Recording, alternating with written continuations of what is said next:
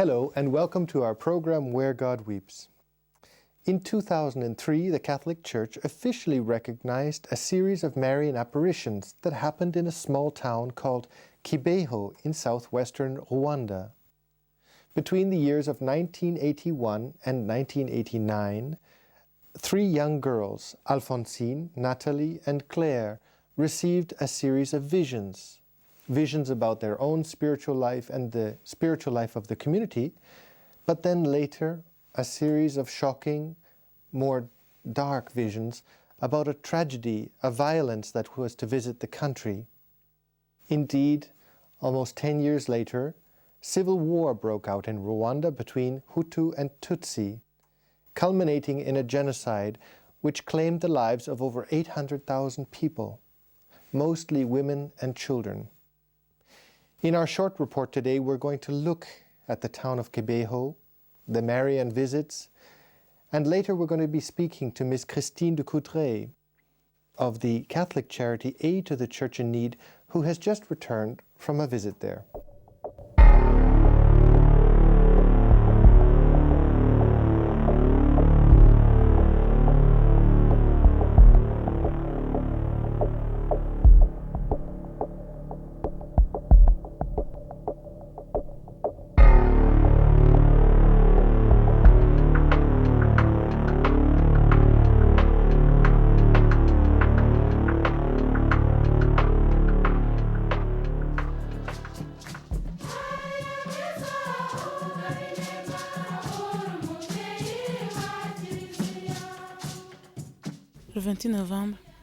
On November the 28th, which by the way was a Saturday, we all went to the refectory. I began tidying up the plates when I heard a voice saying, "Child." I found myself isolated from my surroundings. I lost sight of all my friends around me, and all I could see was a cloud. A beautiful lady stood in the cloud. I asked her, "Who are you, my lady?" And she answered, "I am the mother of the Word."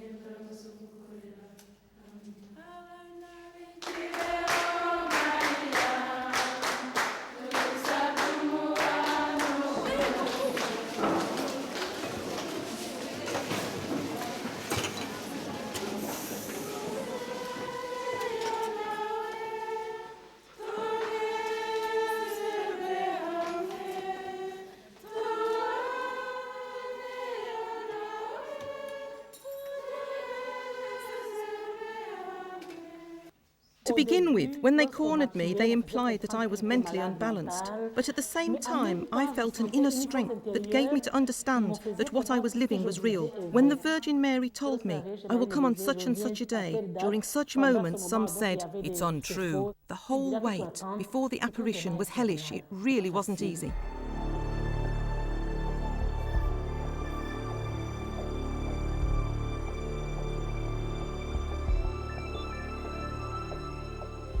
And when I also began having apparitions, like the second visionary, on January the 12th, 1982, students began to say, "The demons attack those who do not pray." According to the students, Alphonsine was in the grip of the demon. But how could the demon also attack Nathalie, who prayed?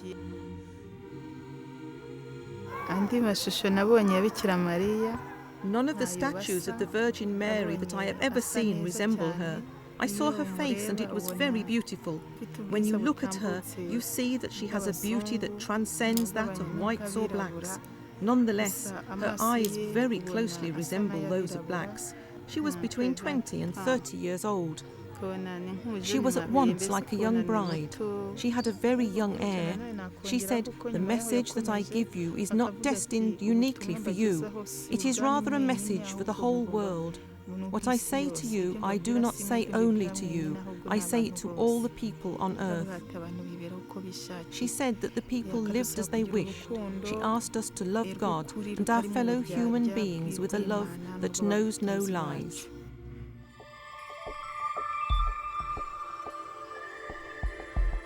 My fellow students, the headmistress, governors and teachers, none of them understood anything of all that was happening right up to 1982. They persecuted us. The headmistress used to say, "You are spreading feelings of insecurity throughout the school. I will dismiss you." But the Virgin continued to work miracles. Students, the headmistress and some of the teachers were converted.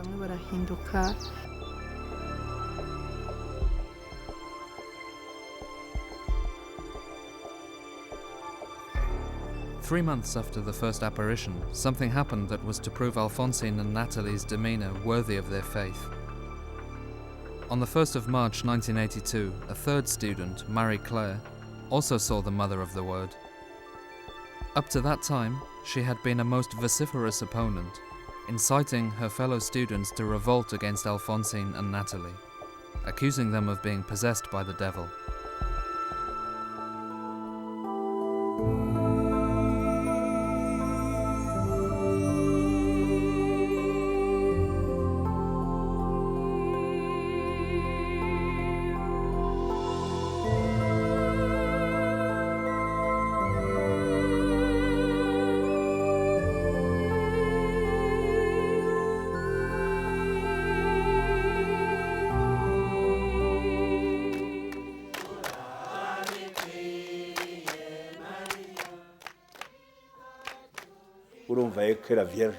One could see that the Virgin Mary came quite simply like a mother, wanting to play with her child, to sing and dance and tease each other as they talked.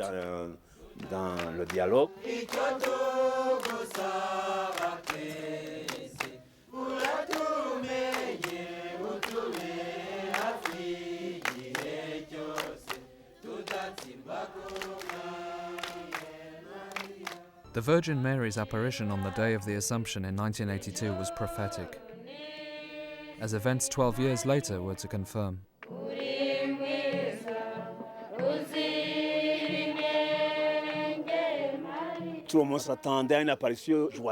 Everybody expected a joyous, festive apparition, yet the opposite happened, and everybody was surprised and rather stupefied to be faced with Calvary. The Virgin Mary showed herself to the visionaries with tears in her eyes, crying. She was inconsolable. Her sadness was that she was carrying us a message of salvation which we did not wish to receive. When we examined the comportment of the visionaries, upon analysis, we realized that it was serious.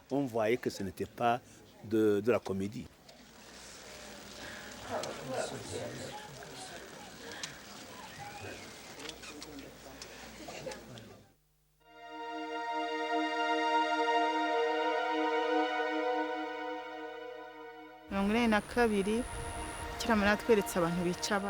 1982, the Virgin Mary showed me people killing each other and fires on the hills. Everything was burning. She showed me holes, deep and very dark.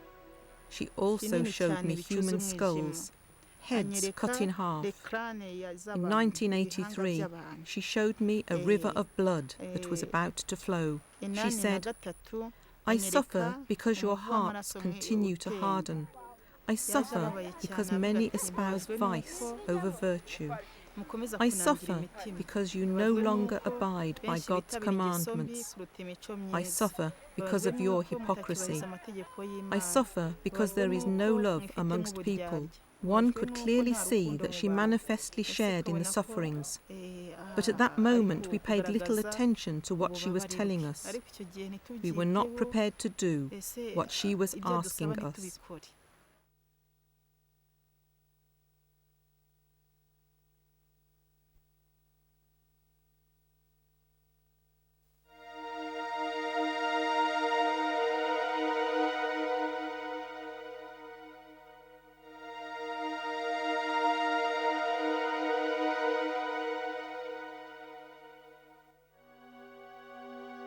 Civil war exploded in Rwanda in October 1990.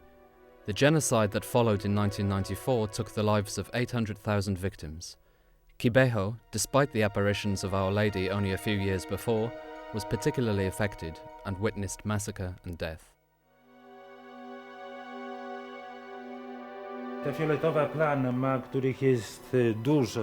These violet stains, of which there are many on the walls of this church, mark where the Interahamwe bandits cut holes to get at the crowd of people who had gathered inside the church, seeking shelter to avoid a horrible death. Którzy tam się skryli, żeby nie byli zamordowani. Właśnie przez te dziury ci bandyci wrzucali. The bandits threw grenades through these holes or fired their Kalashnikov or whatever other machine gun, and in the end poured petrol to light a fire.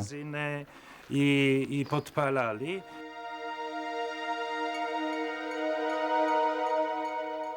Those who weren't killed by a machine gun fire or a grenade fragment were burned alive.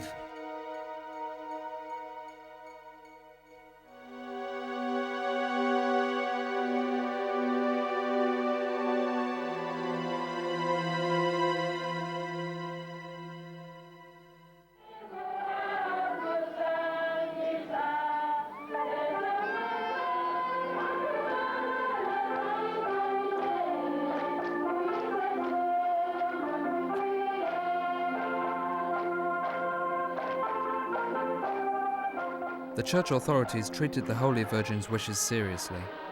On the very first site of Africa's first apparitions, a church of Our Lady of the Sorrows was built and consecrated on May the 31st, 2003.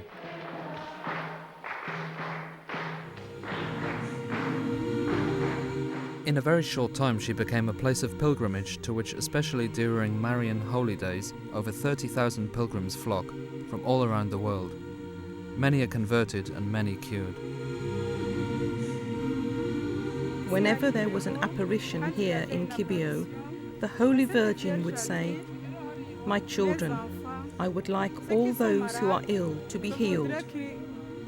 I had sinusitis, and within a couple of days I was cured, just like that. J'ai guéri comme ça.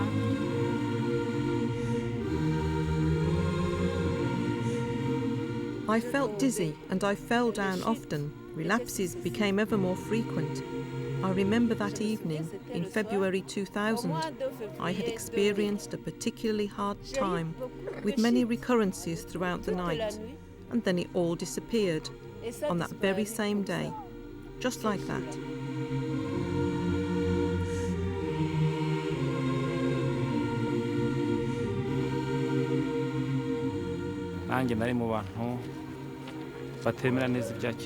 I was amongst those who refused to recognize the Kibeho apparitions.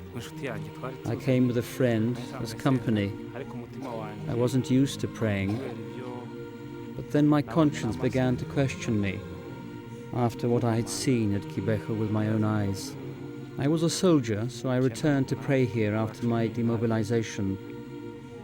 Towards the end of December 1998, I came back to thank God, and I stayed for a one-week retreat.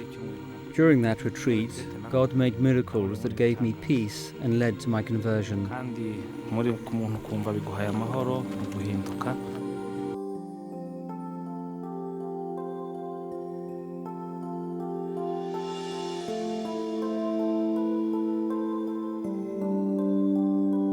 Fakt objawień, sanktuarium Matki Bożej. The fact of the apparitions and the shrine of Our Lady of the Sorrows at Kibeho could become instruments, important instruments of reconciliation. Pilgrims who come here from throughout the country, as well as neighboring countries, become united. They often arrive having been in dispute, and yet end up praying together.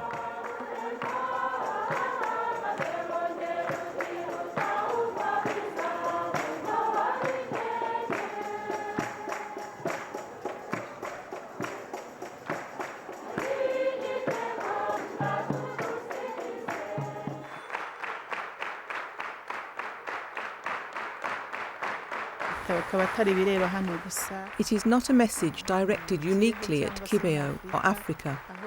It is rather a message for the entire world. The Virgin Mary wishes for a conversion of all human hearts.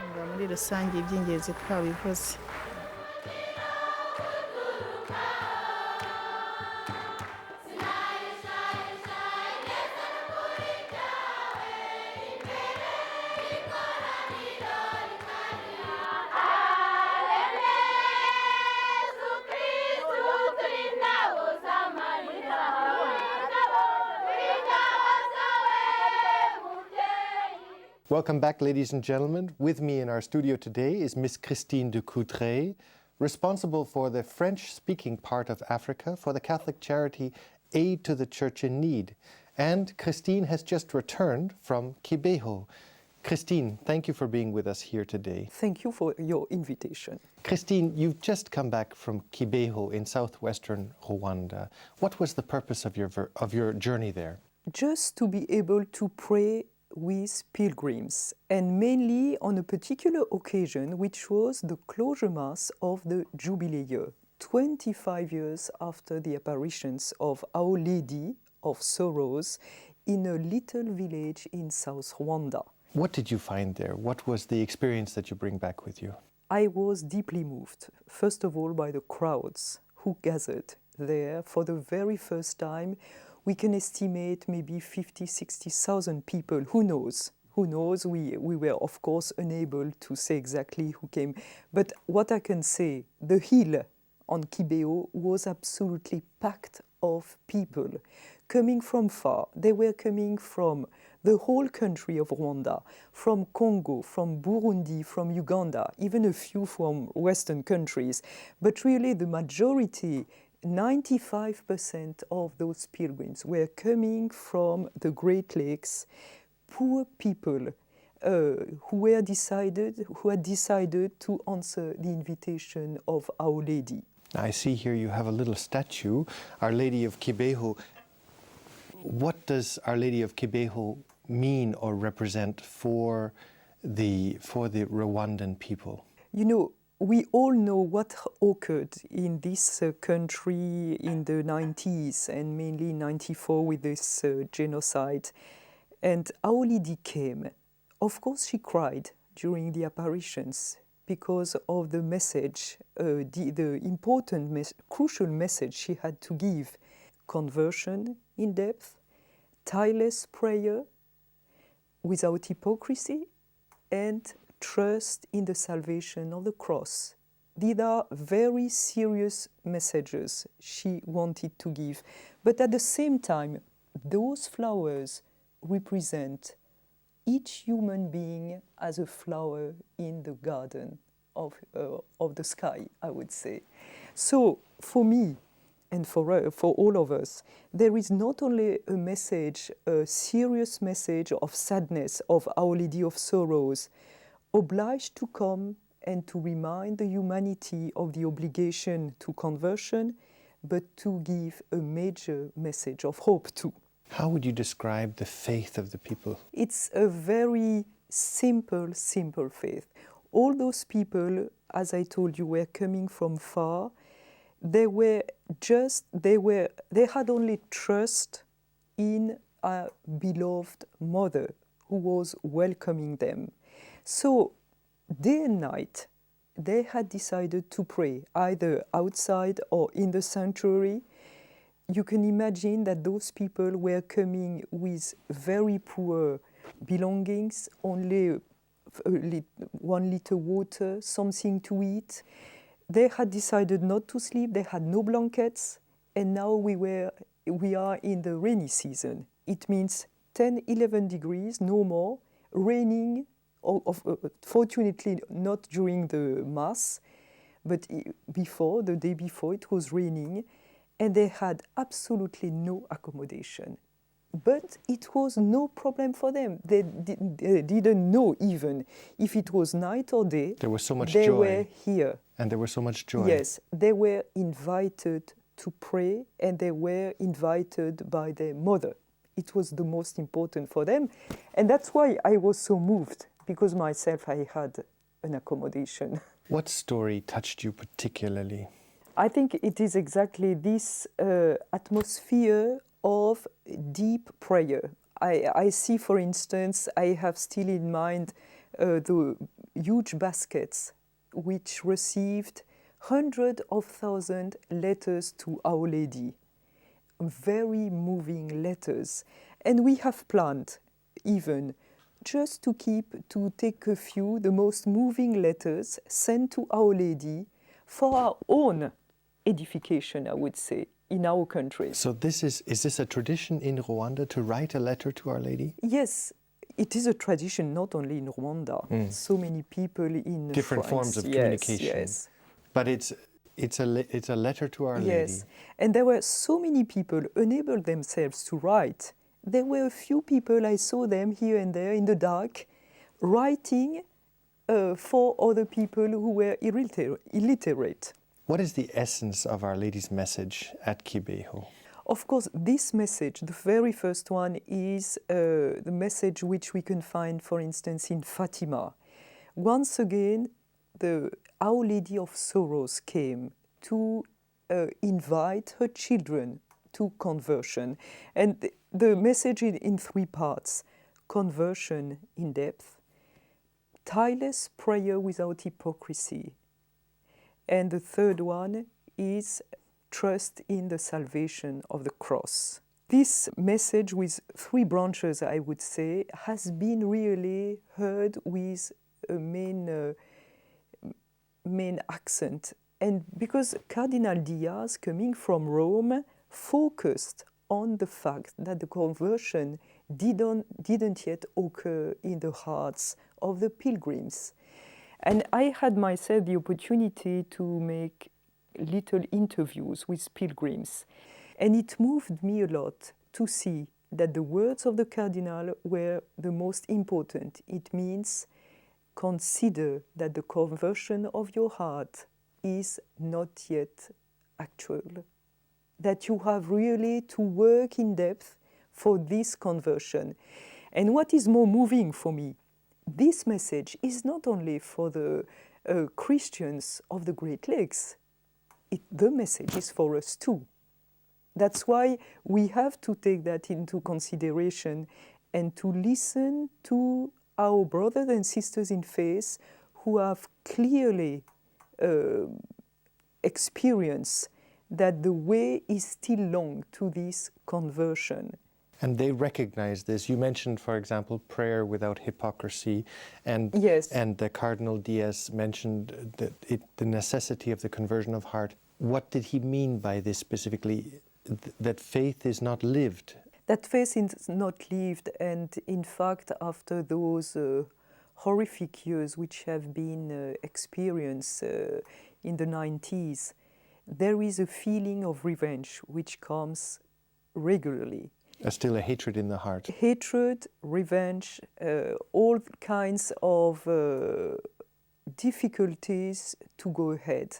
And Our Lady once again comes and says, it is the truth, it is the reality which you have to face, but there is a way, and I am the way to show you how to go to my son. And that's why I'm fully convinced that the more we shall support evangelization, new evangelization, catechese, and before all, support the family everywhere, as the Pope has just mentioned that in his message for peace at the beginning of the year 2008, the more we shall support the family, the more this conversion will really become true. You mentioned earlier about the fact that the messages are not just for Africa, but they are for Christians all around the world. What relationship do you see between Kibeho, Fatima, Lourdes, let's say, more recognized or established Marian shrines? It's clear, for instance, that the relationship with Fatima, yes, it's obvious, the relationship. In both cases, Our Lady focused on conversion. Not only in Fatima, in fact, Cardinal Diaz mentioned Rue du Bac in Paris and La Salette, where Our Lady cried too. And I think that once again, it is for me the hope of Rwanda after such a tragic period in the country. The fact that she came means I don't abandon you.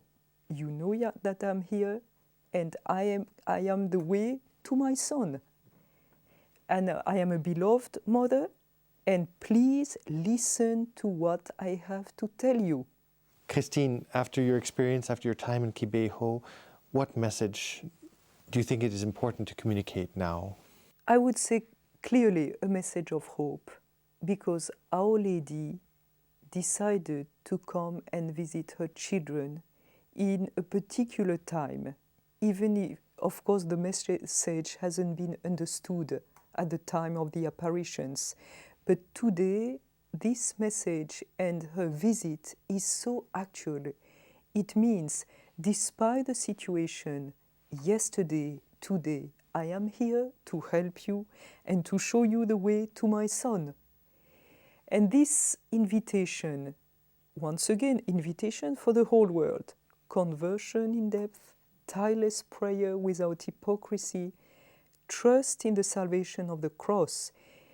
This message is linked to the tools which we know clearly, together with the Church all over the world. New evangelization of our hearts, new catechese of our hearts, and before all, build the family according to the teaching of the Church. The threats are immense against the family, and it is exactly where we can do the best, where we can do the most important for the future of humanity. The more we shall support the Christian family, the more we shall experience peace.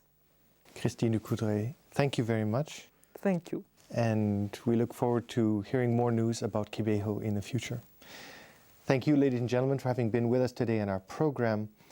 If you'd like to know more information about Kibeho, a Marian shrine in Rwanda, which has been recognized by the Church, is on the same level as Fatima, Lourdes, Guadalupe.